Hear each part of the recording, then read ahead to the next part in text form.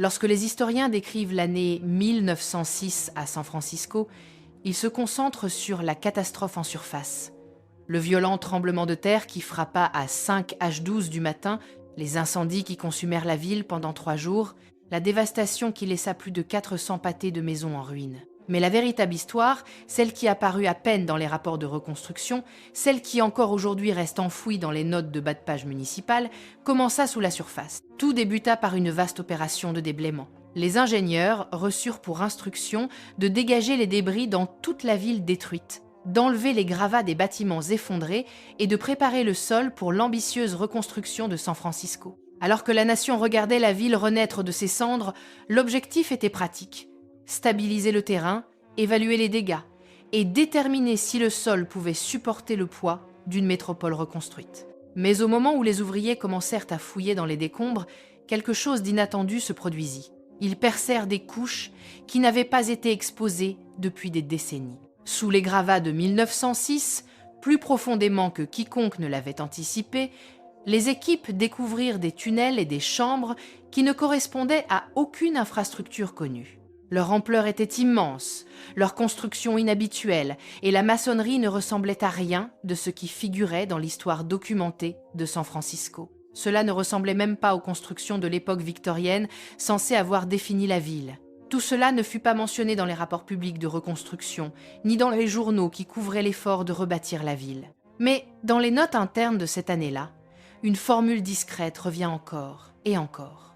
Tunnel préexistant, profondeur inattendue, origine inconnue. L'histoire officielle simplifia plus tard tout cela en parlant de vieilles conduites d'égouts, de tunnels miniers oubliés ou simplement de dégâts sismiques mal identifiés. Rien d'inhabituel, rien qui mérite d'être discuté. Mais les photographies de relevés de l'époque, celles développées dans de sombres bureaux municipaux pendant que San Francisco se reconstruisait, montrent autre chose. Elles montrent des ouvriers debout à côté de passages maçonnés avec une précision bien supérieure à tout ce que l'on trouve dans les archives officielles de la ville. Des tunnels assez larges pour y faire passer des voitures à cheval, et pourtant absents de toutes les cartes. Des corridors voûtés assemblés avec une telle maîtrise que, même dans le grain des photographies du début du XXe siècle, la qualité du travail est indéniable. Des systèmes de drainage taillés dans la roche qui n'apparaissent dans aucun document d'urbanisme. Et plus ils creusaient, plus les couches cessaient de ressembler à une infrastructure victorienne. Et davantage à une infrastructure sur laquelle on avait bâti, qu'on avait ensevelie, puis délibérément oubliée. Au début, les équipes de déblaiement essayèrent de classer tout cela de la manière la plus simple possible. Vieux tunnels de service, puits de mines abandonnés, fissures naturelles ouvertes par le tremblement de terre. Mais à mesure que les notes s'accumulaient et que davantage de passages étaient mis au jour, les incohérences se multipliaient. Pourquoi certains tunnels avaient-ils été construits à une échelle bien plus grande que tout ce dont San Francisco avait besoin au XIXe siècle? Pourquoi certaines sections étaient-elles revêtues de briques posées avec une précision telle que les ingénieurs modernes ne peuvent toujours pas expliquer la technique employée? Pourquoi certains corridors s'étendaient-ils sous des zones censées avoir été des collines vierges avant la colonisation américaine? Et la question qui troublait même les urbanistes les plus traditionnels, pourquoi ces tunnels profonds étaient-ils si élaborés? La reconstruction exigeait des relevés précis de la stabilité du sol. Pourtant, l'infrastructure souterraine sous certaines parties du centre-ville, de North Beach et du quartier financier, semblait avoir été construite pour une ville bien plus vaste et bien plus ancienne que celle qui figure dans les archives publiques de San Francisco. Les équipes de déblaiement reconnurent discrètement entre elles que la profondeur et l'échelle ne correspondaient à aucune chronologie de construction connue. Et même si aucun d'eux n'utilisait des expressions comme « histoire cachée », ils reconnaissaient quelque chose d'aussi troublant. Quelqu'un avait déjà construit sous cette terre. Pas de simple tunnel, pas de rudimentaire puits de mine, mais un réseau.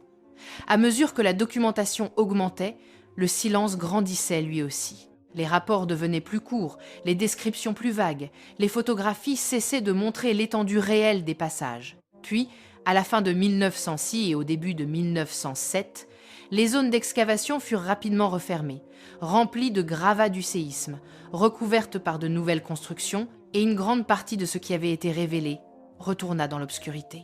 Il n'en reste que des fragments, des notes, une poignée de photographies et les témoignages discrets des ouvriers municipaux qui virent les tunnels avant que certaines sections ne soient définitivement closes. Mais même à partir de ce qui subsiste, un motif apparaît. Des passages trop élaborés pour l'histoire connue de San Francisco, une maçonnerie trop avancée pour la chronologie admise, des méthodes de construction qui semblent héritées, une infrastructure qui paraît appartenir à une époque de bâtisseurs entièrement différente. Lorsque les équipes de reconstruction dépassèrent les premières couches reconnaissables sous la ville détruite, les attentes étaient simples. Elles pensaient trouver des dégâts dus au tremblement de terre, être quelques vieilles fondations de sous-sol, et des vestiges épars des premières constructions de l'époque de la ruée vers l'or. Rien d'inhabituel, rien d'extraordinaire. Mais en quelques semaines, cette hypothèse s'effondra, car au lieu d'une succession nette de bâtiments écroulés et de roches naturelles, les équipes découvrirent un empilement de couches d'infrastructures qui ne se comportaient pas comme les couches d'une ville normale sont censées le faire. La première anomalie fut l'alignement. Chaque couche post-séisme, victorienne pré-séisme, et quelle que soit la couche située en dessous, semblait suivre la même grille, la même orientation, le même motif géométrique. Des époques différentes ne devraient pas faire cela. Des urbanistes différents, des entreprises de construction différentes, des décennies différentes ne bâtissent pas dans un alignement parfait avec des infrastructures enfouies plusieurs mètres plus bas. Et pourtant, sous San Francisco, elles l'ont fait. Les tunnels d'une époque passaient directement au-dessus des tunnels d'une autre. Des passages s'alignaient avec d'autres, enterrés bien plus profondément. Les systèmes de drainage suivaient la même trajectoire, même lorsqu'ils étaient séparés par des décennies ou des siècles inconnus. C'était comme si tous ceux qui avaient construit sur ce sol avaient suivi un plan d'origine, un plan de ville qui n'existe plus dans aucune archive. Et à mesure que les ouvriers creusaient plus profond, les couches devenaient plus étranges. Sous les briques et le bois attendus de l'époque victorienne, ils commencèrent à rencontrer une maçonnerie qui ne ressemblait en rien à celle du XIXe siècle. Des passages beaucoup plus vastes, une brique beaucoup plus serrée, des systèmes qui semblaient trop mathématiquement précis pour quoi que ce soit dans la chronologie documentée de San Francisco. Certains tunnels paraissaient presque surconstruits, avec des chambres parfaitement voûtées et des courbures impeccables, réalisées avec une précision qui ne correspondait pas aux méthodes de construction de la Californie de la ruée vers l'or. Puis vint la découverte qui déconcerta même les ingénieurs les plus expérimentés. Des sections entières des tunnels les plus profonds étaient remplies de boue durcie et de sédiments, tassés si densément qu'il fallait plusieurs jours pour les dégager. Couche après couche de terre comprimée, comme si ces passages avaient été délibérément ensevelis ou s'étaient remplis naturellement au fil du temps après avoir été submergés. Pourtant, aucun document historique n'indique que San Francisco ait connu des inondations assez sévères pour remplir des tunnels souterrains à une telle profondeur. Aucune carte ne montre d'anciens cours d'eau sous ces points précis. Rien n'explique pourquoi de grandes sections de l'infrastructure la plus profonde donnent l'impression d'avoir été intentionnellement enterrées sous des couches de boue et de débris. Les photographies de relevés prises en 1906 et 1907 le montrent clairement. Des ouvriers debout à côté de passages si vastes que les hommes paraissent minuscules en comparaison. Une maçonnerie posée avec une telle précision qu'aujourd'hui encore, des ingénieurs examinent les images d'archives avec incrédulité. Des arches et des joints qui ressemblent à une infrastructure bien plus ancienne et bien plus sophistiquée que tout ce qui est attribué au San Francisco de la ruée vers l'or. Mais le détail le plus troublant n'était pas ce qui apparaissait sur les photographies, c'était ce qui n'apparaissait pas dans les archives. Les rapports officiels de reconstruction rédigés dans les années suivant le séisme mentionnent à peine ces éléments. Certains dessins omettent complètement les tunnels les plus profonds. Certaines couches d'infrastructures sont résumées par des termes vagues comme « service préexistant » ou « construction antérieure », alors que les photographies montrent qu'elles étaient bien plus complexes que cela.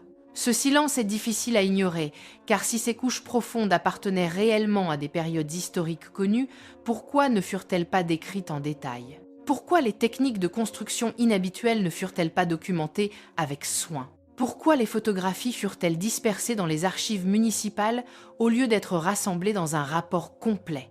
Même certaines maçonneries soulevaient des questions. Des joints trop serrés, des surfaces trop lisses, des motifs trop réguliers, des marques qui ressemblent moins à des briques posées à la main qu'à une construction de précision produite en série. Une construction qui, selon la chronologie conventionnelle, n'existait pas au moment où ces tunnels auraient été édifiés.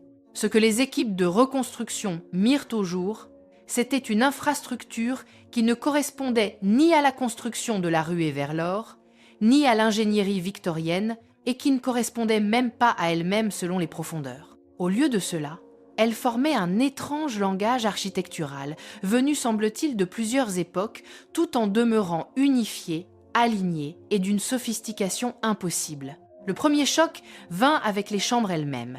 Ce n'étaient pas de grossiers tunnels miniers, ni d'étroits passages techniques. C'étaient des espaces parfaitement voûtés. Des salles aux proportions exactes, des arches conservant leur courbe impeccablement au fil des décennies, et des voûtes de briques disposées avec cohérence, comme les vestiges d'un plan directeur d'infrastructure qui n'existe plus dans aucune archive. Certaines chambres étaient totalement scellées, remplies d'une boue comprimée si dense que les ouvriers crurent avoir atteint la roche-mère. Mais une fois ouvertes, elles révélaient des intérieurs qui semblaient intacts depuis le jour de leur fermeture. Des murs lisses, des briques ajustées et des schémas de construction suscitant plus de questions que de réponses. Puis vint la caractéristique qui intrigue encore aujourd'hui les chercheurs. Les gigantesques puits d'accès circulaires. Officiellement, ils furent plus tard décrits comme de vieux puits ou des dolines naturelles. Mais rien dans leur apparence ne correspond à la conception d'un puits ordinaire, ni à une formation géologique naturelle. Ils étaient trop symétriques, trop profonds, trop parfaitement cylindriques, comme s'ils avaient été taillés avec des outils capables de maintenir une rondeur parfaite sur des dizaines de mètres de profondeur. Certains étaient assez larges pour que plusieurs ouvriers puissent y descendre côte à côte. D'autres se rétrécissaient progressivement, presque comme des systèmes de ventilation ou des accès mécaniques destinés à des machines. Des ouvriers de 1906 les décrivirent dans une correspondance privée comme des passages verticaux conçus, non pas comme des puits, mais comme des structures ayant un but délibéré, même si personne ne pouvait dire lequel. Une autre anomalie apparut dans l'emplacement de certaines structures de soutien. Elles ne soutenaient pas simplement les rues situées au-dessus. Beaucoup étaient placés d'une manière qui n'avait aucun sens du point de vue de l'ingénierie pour le San Francisco victorien. D'énormes piliers de briques soutenant des sections qui ne semblaient avoir besoin d'aucun renfort, des murs de fondation s'étendant bien au-delà de l'empreinte de tout bâtiment documenté au-dessus d'eux. Cela ouvrait une possibilité dérangeante. La ville en surface ne repose peu. Être pas simplement sur la roche naturelle. Elle se trouve peu, être sur quelque chose de bien plus vaste. Une infrastructure dont l'étendue n'a jamais été consignée, jamais cartographiée, jamais expliquée dans l'histoire officielle de San Francisco. Et plus les ouvriers creusaient, plus les découvertes devenaient étranges. Des tunnels de briques apparaissaient avec des murs parfaitement droits.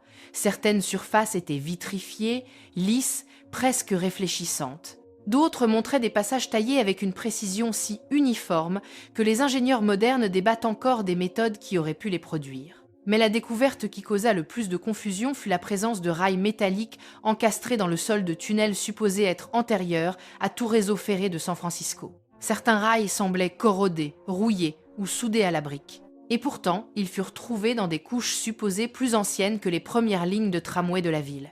L'explication officielle donnée plus tard parlait de rails de wagonnets miniers abandonnés, de vestiges industriels oubliés, mais cela n'explique pas pourquoi ces rails apparaissent dans des tunnels sous des zones jamais répertoriées comme sites miniers, ni pourquoi ils suivent des schémas organisés, non pas disposés au hasard, mais alignés comme l'infrastructure d'un système de transport qui n'a jamais été officiellement construit. Peu après ces découvertes, quelque chose d'inhabituel commença à se produire. Les tunnels furent refermés. Les passages furent comblés. Les sections profondes des sites furent interdites à toute exploration supplémentaire. Une partie de cela fut officiellement présentée comme des mesures de sécurité structurelles nécessaires pour éviter des effondrements pendant la reconstruction. Mais les décisions concernant les tunnels à sceller en premier et les zones à enterrer définitivement soulevèrent des questions discrètes chez les observateurs, car les passages refermés immédiatement étaient toujours ceux qui contredisaient le plus la chronologie officielle. Les chambres parfaitement voûtées, les immenses puits circulaires, les systèmes de rails inexpliqués, les longs corridors de briques élaborés qui semblaient se prolonger bien au-delà de la zone d'excavation, ces tunnels étaient peu, être la découverte la plus mystérieuse de toutes. Ce n'étaient pas des passages aléatoires. Ils faisaient partie d'un réseau organisé, une grille d'infrastructures qui ressemblait moins à des tunnels miniers improvisés qu'à une ville planifiée sous la ville, alignée, mesurée, systématique, comme si elle avait autrefois été reliée à un système souterrain beaucoup plus vaste, un système qui s'étendait sous San Francisco bien avant toute ville que nous reconnaissons aujourd'hui avoir existé à la surface. Et pourtant, presque aussitôt après leur découverte, beaucoup furent refermés. leurs entrées bloquées, leurs fonctions laissées inexplorées, leur existence discrètement effacée des cartes municipales ultérieures. Lorsque l'on étudie les derniers mois des excavations de reconstruction de 1906, une chose devient impossible à ignorer. Les travaux ne se terminèrent pas naturellement. Ils furent arrêtés. Pas achevés, pas conclus, arrêtés. Plus les équipes de déblaiement descendaient profondément, plus le ton de leurs notes changeait. Les premières entrées étaient presque routinières. Mais à partir du milieu de 1907, le langage devient prudent, vague et étrangement incomplet, comme si quelqu'un d'autre contrôlait soudain ce qui pouvait être consigné. Et c'est là que commence le mystère final. Car les derniers tunnels ouverts sous San Francisco n'étaient pas ordinaires. Ce n'étaient ni des réseaux victoriens, ni des vestiges de la ruée vers l'or, ni même quelque chose d'identifiable. C'était autre chose, entièrement. Plusieurs rapports, parmi les rares qui ont survécu, décrivent une maçonnerie qui passe soudain du familier à l'inexplicable. Des murs aux joints si serrés qu'on ne pouvait pas y glisser une feuille de papier. Des plafonds voûtés, façonnés, avec une précision que le San Francisco pré-moderne n'était pas censé posséder. Des systèmes de fondation conçus pour supporter des charges bien plus lourdes que tout ce qui est documenté au-dessus, et des corridors qui s'étendaient au-delà de la zone excavée, disparaissant sous des bâtiments modernes dans une obscurité inexplorée. Mais voici la partie que l'on enterre toujours. Les tunnels les plus élaborés furent les premiers à être remblayés. Les ouvriers décrivirent le scellement de passages entiers, l'obstruction des entrées, le remplissage d'espaces à peine découverts avec les débris du tremblement de terre. Ce ne fut pas progressif. Ce fut immédiat. L'explication officielle. Dégâts sismiques, préoccupations de sécurité, priorité de reconstruction. Mais si tout cela n'était qu'une question de sécurité, pourquoi les tunnels les plus anciens, les plus propres, les plus structurellement solides furent-ils les premiers à être scellés? Et pourquoi les sections les plus endommagées furent-elles laissées exposées pour être documentées? Cela n'a aucun sens, à moins que ces couches profondes ne représentent un autre type de menace, non pas une menace physique, mais historique. Car si l'infrastructure sous San Francisco révélait vraiment des techniques de construction dépassant les capacités de l'époque de la ruée vers l'or, et si certains de ces passages ne correspondaient à aucun plan urbain connu, alors tout le récit admis sur les origines de San Francisco commence à s'effondrer. Imaginez ce que cela signifierait si le San Francisco moderne avait été construit au-dessus de quelque chose de bien plus ancien, de massif, d'ingénieré, de quelque chose que nous n'avons pas bâti. Imaginez ce que cela signifie si les tunnels remplis de boue n'étaient pas le résultat d'inondations naturelles, mais de tentatives délibérées de peuples ultérieurs pour cacher ou réutiliser ce qui avait existé avant eux. Et est-ce pour cela que les découvertes de 1906 furent discrètement réensevelies, non pour protéger les sites, mais pour protéger le récit. Les photographies survivantes racontent leur propre histoire. Des ouvriers debout, à côté de passages qui semblent presque industriels, des arches rappelant l'ingénierie moderne, des systèmes de drainage trop sophistiqués pour leur époque supposée. Ce ne sont pas le genre de découvertes que les historiens aiment expliquer. Ce sont le genre de découvertes dont ils préfèrent ne pas parler du tout. Et cela nous amène à la question finale. Pourquoi les preuves les plus profondes, l'infrastructure la plus ancienne, les couches les plus avancées furent-elles à nouveau scellées? Parce que, lorsqu'on prend du recul, le schéma devient clair. La maçonnerie parfaite fut enterrée. Les immenses puits circulaires furent enterrés. Les systèmes de rails inexpliqués furent enterrés. Les chambres voûtées élaborées furent enterrées. Les réseaux organisés de tunnels furent enterrés. Et même une partie de la documentation photographique disparut, comme si l'excavation avait accidentellement révélé un chapitre de l'histoire qui n'était pas censé refaire surface. Un chapitre plus ancien que la ruée vers l'or, plus ancien que la colonisation américaine, plus ancien que le récit qu'on nous a donné. Et pendant un bref instant, en 1906, le tremblement de terre ouvrit suffisamment le sol pour le montrer. Mais au lieu de l'étudier, ils le refermèrent, le scellèrent, le comblèrent, l'oublièrent, ou firent semblant. Car si San Francisco repose sur une infrastructure construite par une civilisation que nous ne reconnaissons plus, alors la vraie question n'est pas ce qui a été découvert en 1906. C'est qu'y a-t-il d'autre sous les villes du monde? Quels autres tunnels, quels autres réseaux, quelles autres couches ont été discrètement réensevelis bien avant l'existence des caméras? L'excavation de 1906 n'était pas seulement une opération de nettoyage après le séisme. C'était un aperçu, un bref aperçu accidentel d'une version de l'histoire que nous n'étions jamais censés voir. Merci d'avoir regardé. Et si cela vous a intéressé, eh bien, il existe beaucoup d'autres villes avec des histoires semblables. Peu être nous reverrons-nous dans la prochaine.